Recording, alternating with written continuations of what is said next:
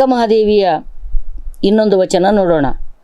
ಅಷ್ಟವಿಧಾರ್ಚನೆಯ ಮಾಡಿ ಒಲಿಸುವೆನೇ ಅಯ್ಯ ನೀನು ಬಹಿರಂಗ ವ್ಯವಹಾರ ದೂರನು.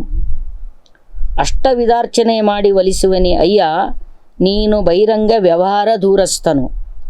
ಅಂತರಂಗದಲ್ಲಿ ಧ್ಯಾನವ ಮಾಡಿ ಒಲಿಸುವನೇ ಅಯ್ಯ ನೀನು ವಾಗ್ಮನಕ್ಕೆ ಅತೀತನು. ಜಪ ಸ್ತೋತ್ರದಿಂದ ಒಲಿಸುವೆನೇ ಅಯ್ಯ ನೀನು ನಾದಾತೀತನು. ಭಾವಜ್ಞಾನದಿಂದ ಒಲಿಸುವೆನೇ ಅಯ್ಯ ನೀನು ಮತಿಗೆ ಅತೀತನು. ಹೃದಯ ಕಮಲದಲ್ಲಿ ಇಂಬಿಟ್ಟು ಕೊಂಬೆನೆ ಅಯ್ಯ ನೀನು ಸರ್ವಾಂಗ ಪರಿಪೂರ್ಣನು. ಒಲಿಸಲ್ ಎನ್ನಳವಲ್ಲ ನೀನು ಒಲಿಯುವುದೇ ಸುಖವಯ್ಯ ಚನ್ನ ಮಲ್ಲಿಕಾರ್ಜುನಯ್ಯ. ಅಕ್ಕ ಪರಾತ್ಪರ ಅನ್ನುವಂಥ ಒಂದು ಶಕ್ತಿ ಇದೆ. ಅದಕ್ಕೆ ನಾವು ದೇವರು ಅನ್ನೋಣವೇ, ವೈದಿಕರ ಹೇಳಿದ ಹಾಗೆ ಬ್ರಹ್ಮನ್ ಅನ್ನಬೇಕೆ, ಅದೊಂದು ಮಹಾಶಕ್ತಿ ಅಂತಿ, ಬೆಳಕು ಅಂತೀಯ ಅನ್ನುವ ಪ್ರಶ್ನೆ ಬಂದಾಗ ಅಕ್ಕ ಭಾಳ ಸ್ಪಷ್ಟವಾಗಿ ಈ ಎಲ್ಲ ದರ್ಶನಗಳು, ಒಂದು ದರ್ಶನ ದೇವರನ್ನು ಒಲಿಸುವ ಮಾರ್ಗಗಳನ್ನು ಹೇಳಿದು. ದೇವರು ಇದ್ದಾನೆ ಅನ್ನೋದನ್ನು ನಂಬಿ, ದೇವರು ಅನ್ನೋದನ್ನು ಪುಲ್ಲಿಂಗವಾಚಕವಾಗಿಯೇ ಬಳಸಿ, ಅವನು ಒಲಿಸಿಕೊಳ್ಳುವುದೇ ಜೀವನದ ಪರಮ ಸಾಫಲ್ಯ ಅನ್ನೋದನ್ನು ನಂಬಿಸಿ, ಆ ಒಲಿಸಿಕೊಳ್ಳುವ ಹಲವು ಮಾರ್ಗಗಳನ್ನು ಹುಟ್ಟಾಕ್ಕೊಂಡ್ರು ಮನುಷ್ಯರು. ಯಾರು ದೇವರನ್ನು ಸಾಕಾರ ರೂಪದಲ್ಲಿ ಪೂಜಿಸುವ ಚೇಷ್ಟೆಗೆ ಒಳಗಾದರೂ, ಮೂರ್ತಿ ಗೀರ್ತಿ ಮಾಡಿ ಪೂಜೆಗೆ ಒಳಗಾದರೂ, ಅವರು ಅಷ್ಟವಿಧಾರ್ಚನೆಯ ಮೂಲಕ, ಅಂದರೆ ಮೂರ್ತಿ ಮಾಡಿದ ಕೂಡಲೇ ಅದಕ್ಕೆ 8 ಬಗೆಯಾದ ವಿಧಾರ್ಚನೆ ಅಂತೇಳಿ, ಅದು ಪೂಜಾ ಪರಿಕ್ರಮಗಳಿವೆ ವೈದಿಕರಲ್ಲಿ. 8 ಬಗೆಯ ಅರ್ಚನೆಗಳು ಅಂತಕೊಂಡ್ರೆ ಧೂಪ, ಧೇಪ, ಗಂಧ, ಪುಷ್ಪ, ಪರಿಮಳ, ಕನ್ನಡಿ, ಕಳಸ ಇವುಗಳಿಂದ ಪೂಜೆ ಮಾಡ್ತಕ್ಕಂಥದ್ದು. ಅದು ಅಷ್ಟವಿಧಾರ್ಚನೆ, ಸಾಕಾರ ಪೂಜೆ ಮಾಡ್ತಕ್ಕಂಥವ್ರು. ನೀವು ಮೂರ್ತಿಯ ರೂಪದಲ್ಲಿ ದೇವರನ್ನು ಕಲ್ಪಿಸಿ ಭಾವಿಸಿ ಅವುಗಳಲ್ಲಿ ನೀವು ವಿಭೂತಿ ಹಚ್ಚಿ, ಕುಂಕುಮ ಹಚ್ಚಿ, ನೀರು ಎರೆದು, ಗಂಧ ಹಾಕಿ, ಪತ್ರಿ ಹಾಕಿ, ಪುಷ್ಪ ಹಾಕಿ, ನೈವೇದ್ಯ ತೋರಿಸಿ, ಗಂಟಿ ಬಾರಿಸಿ, ಊದಿನ ಕಡ್ಡಿ ಬೆಳಗಿ ಇವೆಲ್ಲ ಮಾಡ್ತಿರಲ್ಲ. ಆದರೆ ಆ ನೀವು ಕಲ್ಪಿಸಿಕೊಂಡಿರ್ತಕ್ಕಂಥ ದೇವರನ್ನು ಅವುಗಳ ಮೂಲಕ ಒಲಿಸಿಕೊಳ್ಳಬೇಕು. ದೇವರ ಪೂಜೆ ಮಾಡುವುದು ಯಾಕೆ? ದೇವರು ಸಂಪ್ರೀತನಾಗಬೇಕು. ನಮ್ಮ ಪೂಜೆಯಿಂದ ಸಂಪ್ರೀತನಾಗ್ತಾನೆ ಅನ್ನೋದು ಕೂಡ ಒಂದು ಭ್ರಮೆ. ಸಂಪ್ರೀತನ ಯಾಕಾಗಬೇಕು? ಅವನು ಸಂಪ್ರೀತನಾದರೆ ನನಗೆ ಒಳ್ಳೆಯದನ್ನು ಉಂಟು ಮಾಡ್ತಾನೆ ಅಂತ. ಅಂದರೆ ಅಲ್ಟಿಮೇಟ್ ದೇವರನ್ನುವ ನಂಬಿಕೆ ಕಾರಣವಾದದ್ದು ಮನುಷ್ಯನ ಬದುಕಿನ ಬಗೆಗೆ ಇರತಕ್ಕಂಥ ಭಯ. ಅದು ಬಿಟ್ಟರೆ ಏನೂ ಇಲ್ಲ. ದೇವರನ್ನು ಒಲಿಸಿಕೊಳ್ಳಬೇಕು. ಯಾಕೆ ಒಲಿಸಿಕೊಳ್ಳಬೇಕು ದೇವರನ್ನು ಅಂದರೆ, ದೇವರು ನನಗೆ ವರವನ್ನು ಕೊಡಬೇಕು. ಏನು ವರವನ್ನು ಕೊಡಬೇಕು? ಏನು ಮನುಷ್ಯನಿಗೆ ಬೇಕು? ಸುಖ ಬೇಕು. ಸುಖ ಅಂದರೆ ಏನು? ಸಂಪತ್ತು, ಐಶ್ವರ್ಯ, ಹೆಂಡತಿ ಅಥವಾ ಗಂಡ, ಮಕ್ಕಳು, ಮನೆ, ಹೊಲ, ಭೌತಿಕ ವಸ್ತುಗಳಲ್ಲಿ ಸುಖವನ್ನು ಅರಿಸುತ್ತಾ ಈ ಸುಖಗಳೆಲ್ಲ ನನಗೆ ಸಿಗಲಿ ಅಂತೇಳಿ. ಸಿಗಲಿ ಅಂತ ಯಾಕೆ ಅಂದ್ಕೊಂಡ್ರು ಮನುಷ್ಯರು ಅಂದರೆ, ಇವೆಲ್ಲವುಗಳು ಕೂಡ ಕೆಲವೊಬ್ಬರಿಗೆ ಸಿಕ್ಕು ಕೆಲವೊಬ್ಬರಿಗೆ ಸಿಗದೇ ಇರತಕ್ಕಂಥ ಒಂದು ಸ್ಥಿತಿ ಇತ್ತು. ಎಲ್ಲಿವರೆಗೆ ಮನುಷ್ಯರ ನಡುವೆ ಭೇದಗಳಿರ್ತವೆಯೋ, ಎಲ್ಲಿವರೆಗೆ ಮನುಷ್ಯರ ನಡುವೆ ತರತಮ ಭಾವಗಳಿರ್ತವೋ, ಮೇಲು ಕೀಳು, ಶ್ರೇಷ್ಠ ಕನಿಷ್ಠ, ಮೇಲ್ಜಾತಿ ಕೆಳಜಾತಿ, ಗಂಡು ಶ್ರೇಷ್ಠ ಹೆಣ್ಣು ಕನಿಷ್ಠ, ಬುದ್ಧಿವಂತ ಬುದ್ಧಿಹೀನ, ಈ ಬಗೆಯ ಉಳ್ಳವರು ಇಲ್ಲದೇ ಇರತಕ್ಕಂಥ ಹ್ಯಾವ್ಸ್ ಆ್ಯಂಡ್ ಹ್ಯಾವ್ ನಾಟ್ಸ್ ಅನ್ನುವಂಥದ್ದು ಇರ್ತದೆಯೋ ಅಲ್ಲಿವರೆಗೆ ಈ ನಂಬಿಕೆಗಳು ಜೀವಂತವಾಗಿರ್ತವೆ. ಒಂದು ಸಮಾನವಾದಂಥ ನೋಡಿ, ಅತ್ಯಂತ ಪ್ರಾರಂಭಿಕ ಹಂತದಲ್ಲಿ ಮನುಷ್ಯರಿಗೆ ದೇವರ ಕಲ್ಪನೆಯೂ ಇರಲೇ ಇಲ್ಲ. ಸಮಾಜದ ಕಲ್ಪನೆ ಇಲ್ಲದ ಹೊತ್ತಿನಲ್ಲಿ ದೇವರ ಕಲ್ಪನೆಯೂ ಇರಲಿಲ್ಲ. ಈಗ ಯಾವ ಪ್ರಾಣಿ ಪಶುಗಳಿಗೆ ದೇವರ ಕಲ್ಪನೆ ಇಲ್ಲ. ಅವಕ್ಕೆ ಒಂದು ನಾಯಿಗೆ ನೀವು ಕಳಿಸಿದರೆ ಒಂದು ಕಲ್ಲಿಟ್ಟು ನೀವು ಪೂಜೆ ಮಾಡಿರ್ತೀರಿ. ಒಂದು ಮರದ ಕೆಳಗೆ ಒಂದು ಕಲ್ಲಿಟ್ಟು ನಾವು ಪೂಜೆ ಮಾಡ್ತೇವೆ, ಅದಕ್ಕೆ ವಿಭೂತಿ ಹಚ್ತೇವೆ, ಕುಂಕುಮ ಹಚ್ತೇವೆ, ಕಾಯಿ ಕರ್ಪೂರ ಮಾಡ್ತೇವೆ, ಹಣ್ಣು ಕಾಯಿ ಫಲ ಪುಷ್ಪ ಅರ್ಚನೆ ಮಾಡ್ತೇವೆ. ನಾಯಿ ಆ ಕಲ್ಲಿನ ಪಕ್ಕದಲ್ಲಿ ಹಾದು ಹೋಯಿತು ಅಂದರೆ ನಾಯಿಗೊಂದು ಸ್ವಭಾವ, ಕಲ್ಲು ಕಂಡ್ರೆ ಅದು ಏನು ಮಾಡಬೇಕು ಅದನ್ನು ಮಾಡಿಬಿಡ್ತದೆ, ಮೂತ್ರ ವಿಸರ್ಜನೆ ಮಾಡ್ತದೆ. ಆ ನಾಯಿಗೆ ಅದಕ್ಕೆ ಭಯವಿಲ್ಲ. ಯಾಕಂದರೆ ಅದಕ್ಕೆ ದೇವರು ಅನ್ನುವಂಥ ನಂಬಿಕೆಯಲ್ಲೇ ಮನುಷ್ಯರಿಗೆ ಮಾತ್ರ ಅದು ಭಾವನೆ ಇದೆ. ಭಾವನೆ ಇರಲಿ, ಭಾವನೆ ಭ್ರಮೆ ಆಗಬಾರ್ದಲ್ಲ. ಹೌದಲ್ಲ? ಭಾವನೆಗೆ ವಿವೇಕದ ಸ್ಪರ್ಶ ಇರಲಿಲ್ಲ ಅಂದರೆ ಭಾವನೆ ಭಯಕ್ಕೆ ಕಾರಣ ಆಗಿಬಿಡ್ತದೆ. ಅದು ನಿಸರ್ಗದ ವಿರುದ್ಧವಾಗಿಯೇ ವರ್ತನೆ ಮಾಡೋದ್ರ ಮೂಲಕ ಅನಂತ ಅವಾಂತರಗಳಲ್ಲಿ ತನ್ನನ್ನು ತಾನು ಸಿಲುಕಿಕೊಳ್ಳುತ್ತದೆ. ಅದಕ್ಕೆ ಅದನ್ನು ಅಷ್ಟವಿಧಾರ್ಚನೆ ಮಾಡಿ ದೇವರನ್ನು ಒಲಿಸ್ಬೇಕಂತ ನೀವು ಹೊರಟ್ರೆ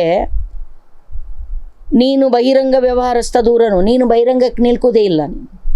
ಅಂದರೆ ಅದು ಕಲ್ಲು ಇದೆ, ಅದು ಕಲ್ಲು ದೇವರಲ್ಲ. ಅದು ದೇವರಲ್ಲ ಅಂದ ಬಳಿಕ ಅದಕ್ಕೆ ನೀನು ಪತ್ರಿ ಪುಷ್ಪ ಫಲ ಅರ್ಚಿಸಿದರೆ ಅದಕ್ಕೆ ಏನು ಅರುಣೇ ಆಗೋದಿಲ್ಲ. ಆ ಕಲ್ಲಿಗೆ ಕಲ್ಲು ಮನೆಯ ಮಾಡಿ ಕಲ್ಲು ದೇವರ ಮಾಡಿ ಕಲ್ಲ ಮೇಲೆ ಕಲ್ಲ ಕಡದರೆತ್ತ ದೇವರೆತ್ತ ಹೋದರು. ಅಲ್ಲಮನ ವಚನ ನೀವು ಕೇಳಿದ್ರಿ ಈ ಮೊದಲಿನ ಎಪಿಸೋಡ್ನಲ್ಲಿ. ದೇವರೆತ್ತ ಹೋದರು, ಕಲ್ಲದು, ಅದು ಕಂಚು, ಅದು ಹಿತ್ತಾಳೆ, ಅದು ತಾಮ್ರ, ಅದು ಕಟ್ಟಿಗೆ. ಕಲ್ಲು ದೇವರು, ಮಣ್ಣು ದೇವರು, ಮರ ದೇವರು, ಬೀಳಿಲು ದೇವರು, ಕಾಲಿಡಲಿಂಬಿಲ್ಲವೋ ಅನ್ನುವಂಥದ್ದನ್ನು ಬಸವಣ್ಣವರು ಹೇಳಿದರು. ಹೀಗಾಗಿ ನೀವು ಆ ಸಾಕಾರದ ವಸ್ತುವಿನಲ್ಲಿ ದೇವರನ್ನು ಇಲ್ಲ, ಅದು ಭಾವನೆ. ನಾವು ಜಡ ವಸ್ತುವಿನಲ್ಲಿ ದೇವರನ್ನು ಕಾಣುತ್ತೇವೆ. ಓಕೆ, ದೇವರನ್ನು ಕಂಡು ಏನು ಮಾಡಿದಿರಿ? ಜನರನ್ನು ದೂರ ಇಟ್ರಿ. ನಮ್ಮದು ಒಂದು ಅತ್ಯಂತ ಇದೆ, ನಾವು ದೂರ ಇಟ್ಟಿಲ್ಲ. ದೇವರ ದೃಷ್ಟಿ ಎಲ್ಲರೂ ಸಮಾನರು ಬಾಯಿಲೆ ಹೇಳಿದ್ರಿ, ಆಚರಣೆಯಲ್ಲಿ ಯಾವತ್ತೂ ಸಮಾನರು ಅಂಥೇಳಿ ಜನರನ್ನು ಗೌರವಿಸಲಿಲ್ಲ ನೀವು.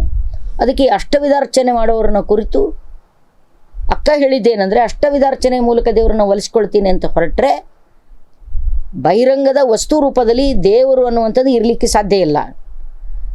ಅಂತರಂಗದಲ್ಲಿ ಹೌದು, ಅದು ನಿರಾಕಾರವಾದದ್ದು, ಆಕಾರದಲ್ಲಿ ಇಲ್ಲ, ಒಪ್ಪೋಣ. ಯಾಕಂದರೆ ಕೆಲವೊಂದು ಧರ್ಮಗಳು ದೇವರನ್ನು ನಿರಾಕಾರ ರೂಪದಲ್ಲಿ ಪೂಜಿಸ್ತವೆ, ಕೆಲವು ಆಕಾರ ರೂಪದಲ್ಲಿ ಪೂಜಿಸ್ತವೆ, ಅದು ಕೂಡ ಒಂದು ಬಾಲಿಶವಾದದ್ದು. ಇನ್ನು ಕೆಲವು ನಿರಾಕಾರದಲ್ಲಿ ಪೂಜಿಸ್ತವೆ. ನಿರಾಕಾರದಲ್ಲಿರ್ತಕ್ಕಂಥ ಭಗವಂತನನ್ನೂ ಕೂಡ ಒಲಿಸ್ಕೊಳ್ಬೇಕು. ಆಕಾರ ರೂಪದಲ್ಲಿ ಪೂಜಿಸುವವರ ಉದ್ದೇಶವೂ ಕೂಡ ದೇವರನ್ನು ಒಲಿಸ್ಕೊಳ್ಬೇಕು. ನಿರಾಕಾರ ರೂಪದಲ್ಲಿ ದೇವರನ್ನು ಪೂಜಿಸುವವರು ಕೂಡ ದೇವರನ್ನು ಒಲಿಸಿಕೊಳ್ಳಬೇಕು. ನಿರಾಕಾರ ದೇವರನ್ನು ಒಲಿಸಿಕೊಳ್ಳಕ್ಕೆ ಏನು ಬೇಕು? ನಿಮ್ಮ ಪೂಜೆ, ಧೂಪ, ದೀಪ, ನಿಯಮ ಇವೇನೇ ಬೇಕಲ್ಲ, ಅಂತರಂಗದಲ್ಲಿ ಧ್ಯಾನವನ್ನು ಮಾಡೋದು. ಆ ದೈವವನ್ನು ನಾವು ಕಲ್ಪಿಸಿಕೊಂಡು ಅದರ ಸುತ್ತ ನಮ್ಮ ಚಿತ್ತವನ್ನು ಹುತ್ತುಗಟ್ಟಿಸುವುದು. ಅದನ್ನೇ ಹೇಳಿದ್ರು, ಪ್ರಾಣಾಯಾಮ ಮಾಡಬೇಕು, ಪ್ರತ್ಯಾಪ, ಅಷ್ಟಾಂಗ ಯೋಗಗಳ ಮೂಲಕ ಅಥವಾ ಅಂತರಂಗದ ಧ್ಯಾನದ ಮೂಲಕ ಆ ದೇವರನ್ನು ಒಲಿಸ್ಕೊಳ್ಬೇಕು ಅಂತ ಹೇಳಿದರೆ, ನೀನು ಮನಕ್ಕೂ ಕೂಡ ಅತೀತನು. ಹೌದಲ್ಲ, ವಾಕ್ಯ ಧ್ಯಾನ ಮಾಡಿದ್ರೆ ನೀವು ಮಂತ್ರವನ್ನು ಪಠಣ ಮಾಡಬೇಕು. ಅಂತರಂಗದಲ್ಲಿ ಶಬ್ದಗಳಿಗೆ ಅತೀತ್ಯ. ಮನ ಇಲ್ಲ, ಧ್ಯಾನನೂ ಮಾಡೋದಿಲ್ಲ, ಒಳಗೆ ಮಂತ್ರನೂ ಕೂಡ ಹೇಳೋದಿಲ್ಲ. ಮನವನ್ನು ನಿಯಂತ್ರಿಸೋದು, ಚಂಚಲವಾದ ಮನವನ್ನು ಹಿಡಿದು ನಿಲ್ಲಿಸಬೇಕು.